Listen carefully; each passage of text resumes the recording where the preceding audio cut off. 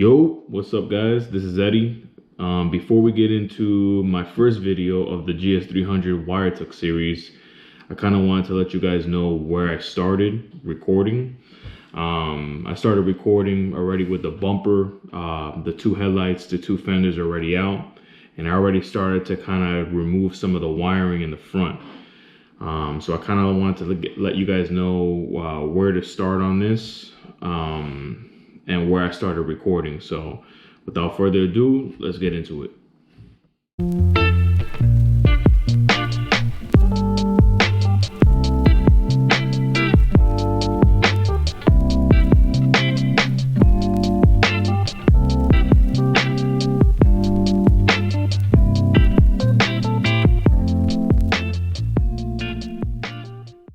Alright guys, so while you guys are watching this beautiful video of me removing things, I'm just going to be talking over, explaining what I'm doing, why am I doing it, and all that good stuff. The reason why I'm doing this wire tuck is because I want to get lower in the front. One thing to do to get lower in the front, obviously with the suspension, you get short knuckles, and if you want to go even further, you got to start cutting the structural part of the car. At first I did not want to do that because I don't want to hurt this thing, but I'm going to try to get low, and that's what you got to do. So one of the things that was interfering with me doing that is the wiring that runs along the sides of the apron in the engine bay. So I kind of wanted to do a slight wire tuck to remove some of that, so I can get to the cutting and stuff like that, give me clearance. This ended up being now a full wire tuck, which I'm like, you know what, let me just go ahead and attack that. So it set me back with doing the cutting for the tucking and stuff like that. And I was like, you know what, let me focus on doing the wire tuck, because one, I've never done this before, and two, it would be cool to do a wire tuck on a GS, because I try to research as much as I can, and I have not seen many people do this. I have seen one, and respects to him, because man, it came out awesome with the stock motor, not a 2JZ-GE swap.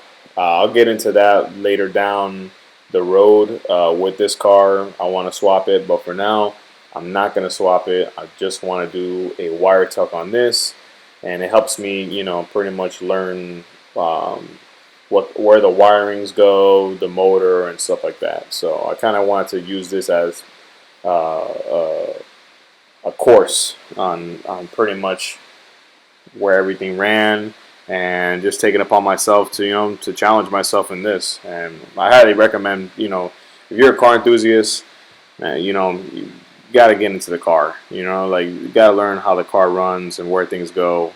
I mean, it's one thing, you know, having somebody do it, but it's another thing when you're actually doing it. That's the ultimate achievement. So anyways, enough rambling on. As you guys can see, pretty much what I've been doing is grouping all the wirings together, where the majority of the wires run in the engine bay, along the driver's side, along the motor, and now I'm working on the passenger side. Make sure you guys are labeling all your plugs, where they go. Here, as you can see, I labeled them with the, I forgot what this label maker is called, Rhino, something like that, and I used the yellow and black taping to go ahead and label it. So that's kind of what I'm doing right now. Just really organizing myself and mapping things out to get things rolling and how I'm going to wire it. So here is a little bit of an overview. Obviously you can see some of the loom that was removed, the old and brittle loom there that everybody likes. Obviously going to be wrapping it in something different now, but here you can see pretty much an overview of the motor, how it's looking, starting to get a little bit better here. And that was just me removing the intake and putting an aftermarket one. That made a huge difference. And then all the just removing of the old loom. So that makes a huge difference right there. As you guys can see, the battery, removed it. I'm gonna put that in the trunk. Fuse box is gonna go inside the car, in the glove box area. That will clear up that area right there. Power wire, like I said, running that into the inside and then to a junction block for the alternator and starter. We'll talk more into that while I'm doing it. Like I said, this is very basic, very simple, just showing you guys remove the loom, old loom, and group the wires and label them. And that's pretty much what I did here. Look at all that spaghetti. Here's a quick time lapse of me just basically working on the passenger side fuse box and power wires that go in that area. I removed the intake. I'm removing the power wire that goes to the fuse box. And pretty much I'm removing everything in that area now. Alright, here in this time lapse, again, just working on that fuse box there. I'm getting ready to remove that and work on the inside of the car to get to those wires and disconnect them. Alright, so we're inside the passenger interior. Here I'm basically trying to focus on getting to that junction block and all the wiring that runs into the cabin on this side. You have to take the glove box off, disconnect the SRS. I removed the 6 CD changer as well as the amplifier for it because I'm not going to be using that stuff. So remove those items, set back the carpet to get to the junction block. And basically you can disconnect, there's like about 4 plugs there, and you can disconnect the wiring that runs into the engine bay from there. Alright, so this is a better view. As you can see, like I said, glove box removed, CD changer removed, the stock amplifier for the radio is removed, and those are the items you have to remove to get to the junction block and to the grommet on the firewall. There's going to be like 3 or 4 plugs on that junction block that you're able to disconnect and remove, and that will remove the wiring that goes to the firewall to the engine bay. Alright, so as you can see in this clip, I removed the ABS and master cylinder. There are about 4 connectors, I believe, that connect to the ABS module, as well as the 4 brake lines. You got to disconnect all of those in order to remove from the engine bay. I had to remove obviously like the fluid first before I did that, and then you're able to loosen all the bolts, plugs, and the brake lines and stuff. So here in the inside of the driver's side area, the 4 bolts that go to the firewall, remove those, and then the brake pedal, obviously, in the spring and the pin that goes to unlock that, and then you're able to remove the ABS module. There is their ABS module that everybody loves for the GS's.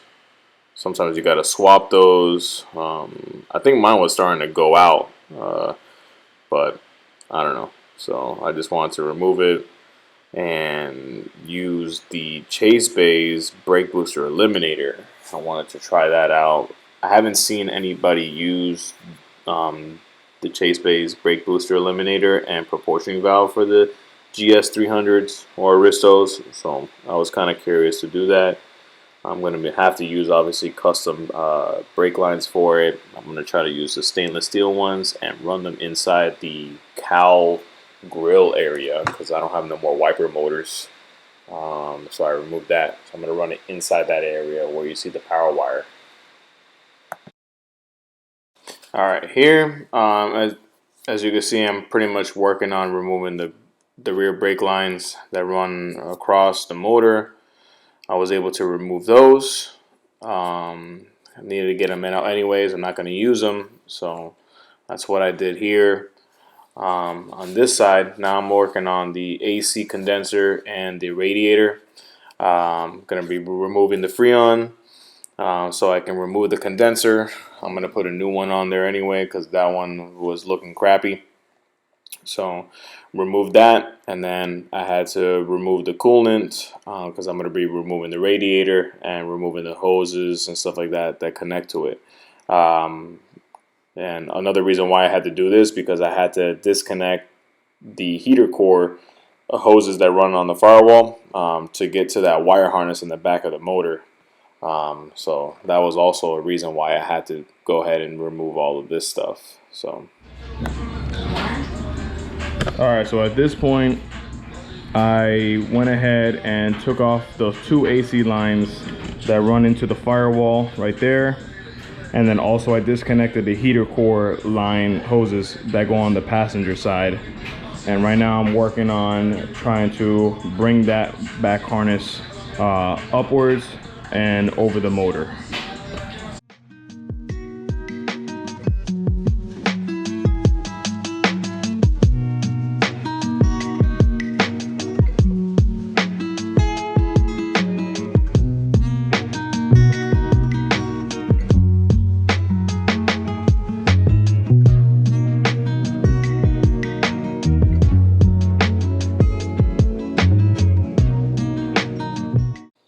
Alright, on this final segment of the video, just kind of wanted to show you guys the removal of the rear harness. There is the driver's side firewall. Just pretty much showing you guys the grommet where the connectors that go to the junction block there run into the engine bay. And then it runs along the motor or behind the motor to the fuse box that lays right on top of that strut tower, and the wiring that goes into the passenger side junction block there that you have to disconnect to, and then you're easily able to go ahead and remove that harness. So this is the harness here on the ground, just showing how it runs inside the engine bay. Again, the driver's side junction block plugs, there's about 3 of them. Then the ABS to VSE module connectors, as well as the relay for it. That's all there. Then the wiring that runs along the motor into the fuse box that goes on the strut tower. And then the passenger side junction block that runs inside the cabin there. To the grommet, and then the wiring that runs along the strut tower to the front of the car there, and all the connectors there.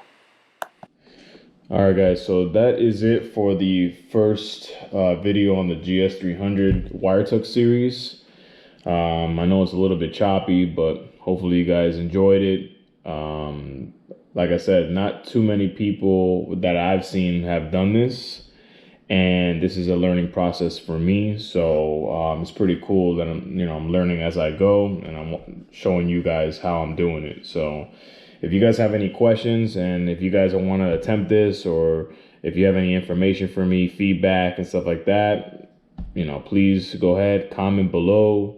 If you guys enjoy the video, like, subscribe. I'm going to be doing more GS300 content in the near future, not only on this wire tuck series, but also on everything I'm doing on the build.